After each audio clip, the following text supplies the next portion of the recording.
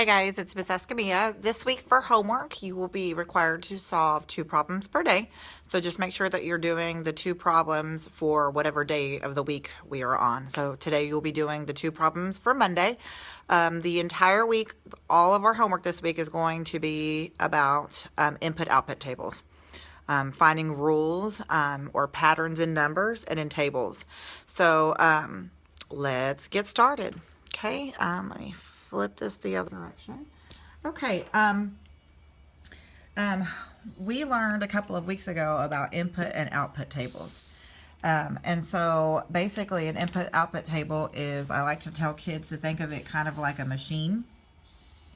So if I were to make an input-output table, okay, and it would consist of 2 columns. The left-hand column would be the input column, and the right-hand column would be the output column.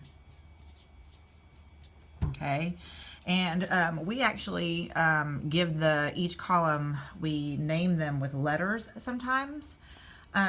So you might see an input-output table with, a letter A for the input column and a letter B for the output column, and you'll understand why we do that here in just a minute. So basically what an input-output table is, it's a series of numbers that follow a rule.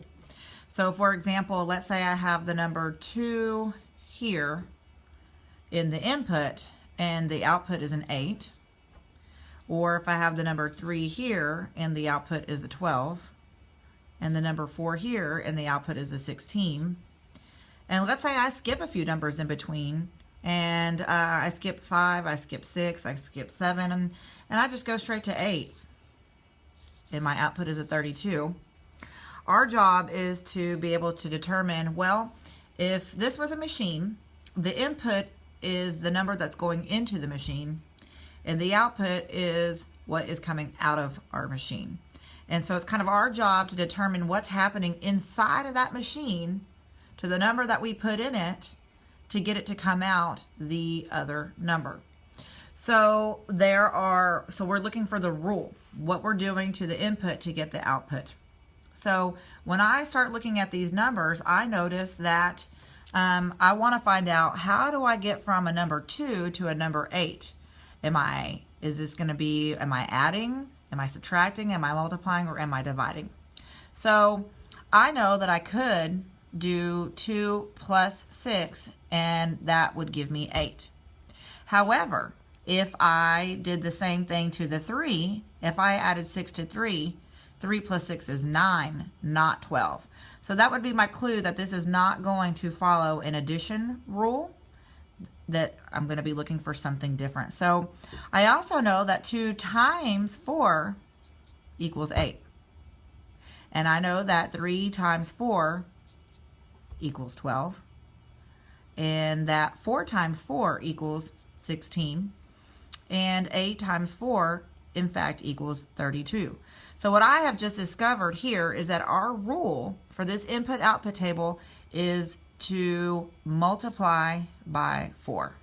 That is our rule, is to multiply it by 4. However, we also need to know how to be able to write this as an equation.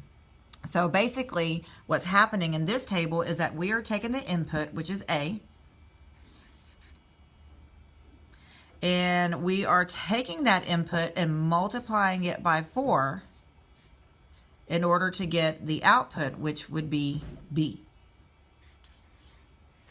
Okay, so again, we are taking the input, which is A, and the rule is to multiply that input by 4 each time, and we end up getting the output number, which is column B.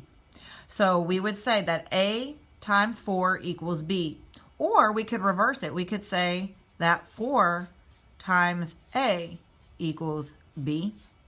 Because in multiplication, that's that commutative property where we can switch our numbers and still end up with the same answer. Or we could also say that the output, which is B, equals A times 4. Or we could also say that our output B equals 4 times A. Any of these would be an equation that would match the rule for this input-output table. So that's what we're working on this week. So today, on today's work, on number 1, on Monday, it says a hamburger meal at What's Your Burger cost $4.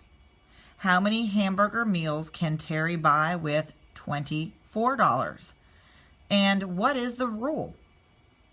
So what's interesting here is that the rule has already been given to you. It's telling you that if you buy 1 hamburger meal, it's going to cost you $4. If you buy 2 hamburger meals, it will cost you $8.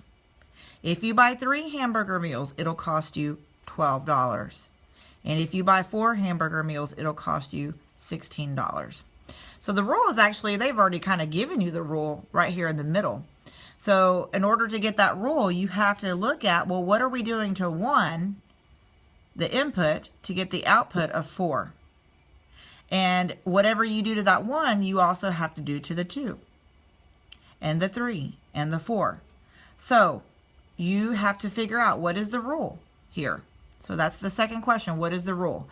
But you're also having to find out, well, how many meals could Terry buy if Terry had $24? So keep in mind that the dollars is the output. So if there was a 24 in the output column, what would the input be? How many meals? Because the left-hand side, the input would be the meals. So think about, so this time you're going to actually, you're given the output, but you need to determine the input. So you would be working backwards in order to get that answer. So think about that as you're solving your problem today. So I noticed that it actually tells you the rule here.